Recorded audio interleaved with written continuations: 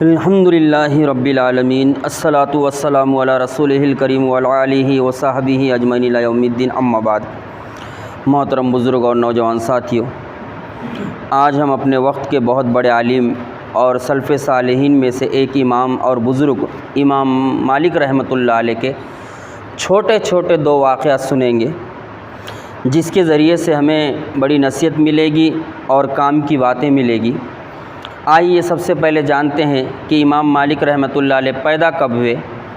امام مالک رحمۃ اللہ علیہ 93 ہجری میں پیدا ہوئے اور 179 ہجری میں آپ کا انتقال ہوا۔ حدیث کی دنیا میں امام مالک رحمۃ اللہ علیہ کا بہت بڑا نام ہے، اور پھر آپ کی خصوصیت یہ ہے کہ آپ مدینہ منورہ میں رہتے تھے اور مسجد نبوی میں درس دیا کرتے تھے، اسی لیے آپ کو امام الحجر کہا جاتا ہے۔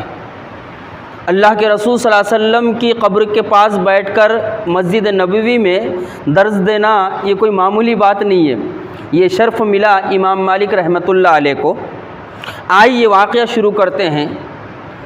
واقعہ اس طرح ہے کہ آپ نے حدیث کی کتاب لکھی، اور حدیث کی یہ کتاب کون سی ہے، اس کا نام کیا ہے؟ حدیث کی اس کتاب کا نام ہے موطا امام مالک رحمۃ اللہ علیہ۔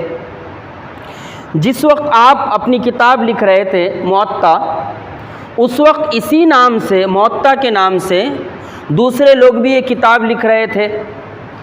کچھ لوگ امام مالک رحمۃ اللہ علیہ کے پاس آئے اور آ کر کہنے لگے، امام صاحب جو آپ کتاب لکھ رہے ہیں موطا، اسی نام سے دوسرے لوگ بھی کتاب لکھ رہے ہیں، تو آپ یہ کتاب کیوں لکھ رہے ہیں؟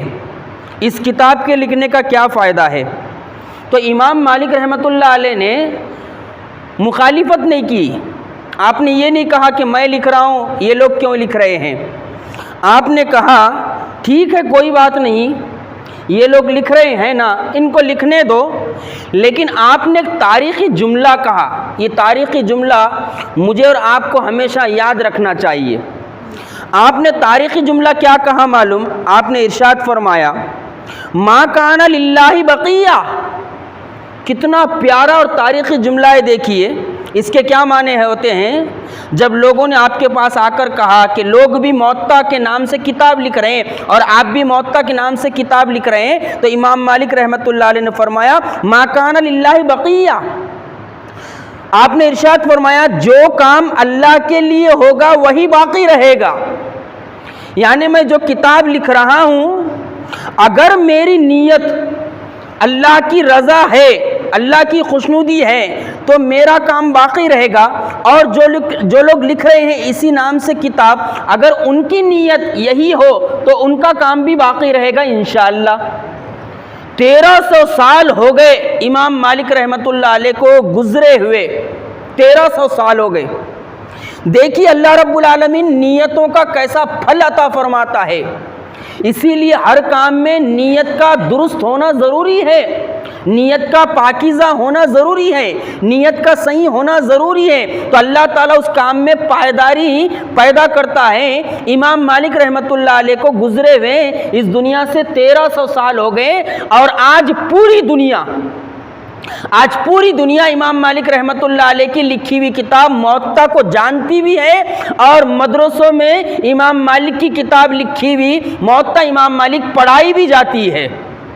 لیکن جن لوگوں نے اس پیریڈ میں، اس وقت میں موطا لکھی تھی، آج اس کتاب کے بارے میں لوگوں کو کوئی علم بھی نہیں ہے، اور یہ تک معلوم نہیں ہے کہ امام مالک جس وقت یہ کتاب لکھ رہے تھے اسی وقت کوئی دوسرے لوگ بھی یہ کتاب لکھ رہے تھے۔ لیکن امام مالک رحمۃ اللہ علیہ نے جو کہا جو کام اللہ کے لیے ہوگا وہی باقی رہے گا، تو اللہ رب العالمین نے ان کی نیت کے مطابق ان کو پھل یہ دیا کہ 1300 سال کے بعد بھی ان کی لکھی ہوئی کتاب آج پڑھی جاتی ہے، حدیث کی کتاب۔ اب اس سے ہم کو سبق کیا ملتا ہے، اس کو غور سے سننا ہے۔ یہ جو واقعہ میں نے آپ کے سامنے رکھا ہے، اس سے ہم کو سبق ملتا ہے۔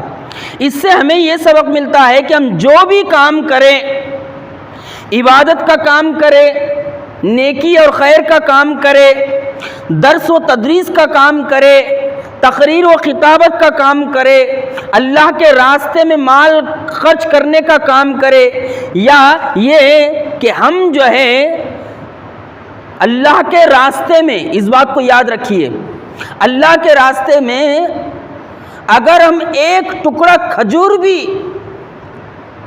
اللہ کے راستے میں صدقہ کر دیں گے، یہ جتنے بھی خیر اور بھلائی کے کام ہیں، اگر ہمارا اس کے کرنے کا مقصد یہ ہے، اس کے کرنے کی نیت یہ ہے کہ اللہ رب العالمین ہم سے راضی ہو جائے، ہم سے خوش ہو جائے، تو یارو اس بات کو یاد رکھے اچھے طریقے سے، اگر ہم نے ایک ٹکڑا اللہ کے راستے میں کھجور کا خرچ کیا ہے تو یہ ایک ٹکڑا صحیح نیت کی وجہ سے، نیت کے درستگی کی وجہ سے ایک ٹکڑا ہمیں جہنم کے عذاب سے بچائے گا انشاءاللہ۔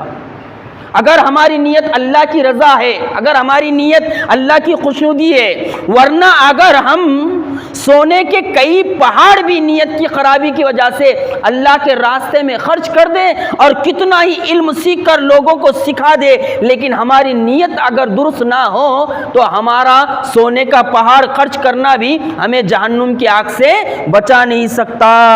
تو یہ واقعہ ہمیں بتا رہا ہے، سمجھا رہا ہے کہ ہم ہر کام میں اخلاص پیدا کریں اور اپنی نیت کو درست رکھے۔ آئیے دوسرا واقعہ سنتے ہیں، بڑا پیارا واقعہ ہے دوسرا۔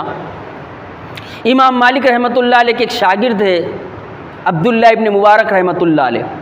عبداللہ ابن مبارک رحمۃ اللہ علیہ خود اپنے وقت کے بہت بڑے امام تھے اور حضرت امام مالک کے شاگردوں میں سے ایک شاگرد تھے۔ عبداللہ ابن مبارک رحمۃ اللہ علیہ فرماتے ہیں، میں ایک مرتبہ امام مالک کے درس میں آیا، مسجد نبی میں آپ درس دیتے تھے۔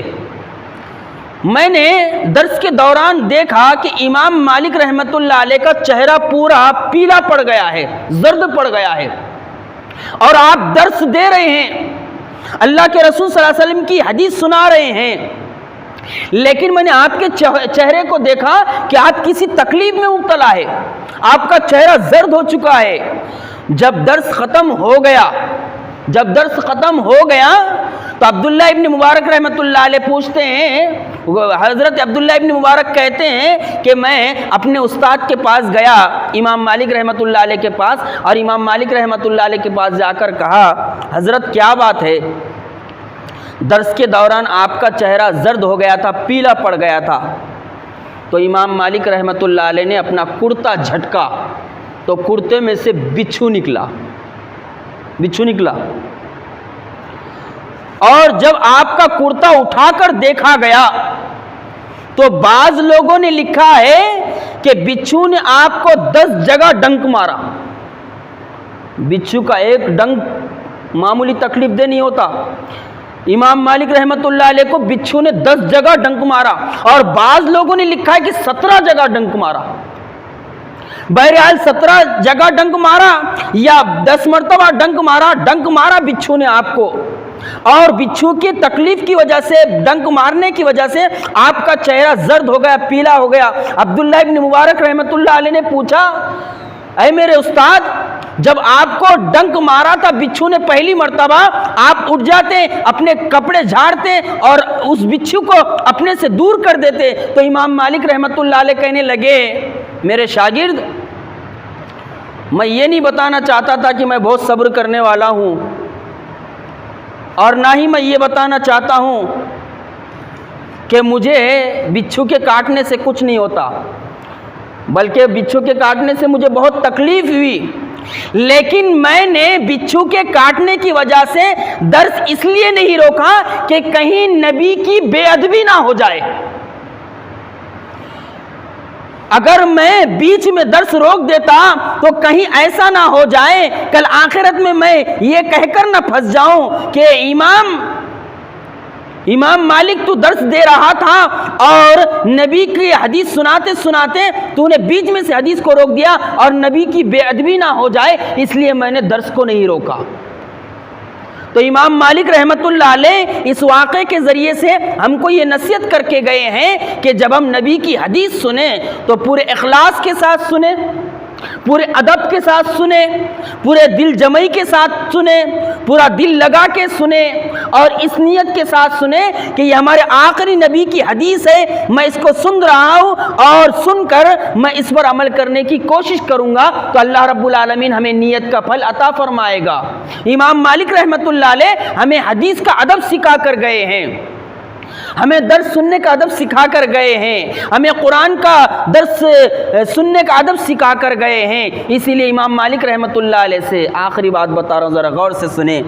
امام مالک رحمۃ اللہ علیہ سے کسی نے پوچھ لیا، امام صاحب آپ نے علم کتنے برسوں میں حاصل کیا، کتنے سالوں میں حاصل کیا؟ تو امام مالک رحمۃ اللہ علیہ نے تاریخی جواب دیا، اے شخص، میں نے علم تو 2 سالوں میں حاصل کیا، لیکن ادب سیکھنے کے لیے مجھے 18 سال لگ گئے۔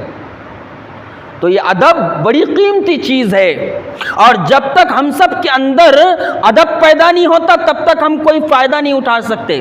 قرآن کا ادب، حدیث کا ادب، علم کا ادب، اللہ اس کے رسول کی بات کا ادب۔ تو امام مالک رحمۃ اللہ علیہ کا یہ دوسرا واقعہ ہے، ہمیں بتا رہا ہے، سمجھا رہا ہے کہ ہم علم کو سیکھنے سکھانے کے لیے، سکھانے والے کے لیے بھی اور سیکھنے والوں کے لیے بھی ضروری ہے کہ وہ اپنے اندر ادب پیدا کرے، اور بغیر ادب کے ہم کوئی چیز سیکھ نہیں سکتے۔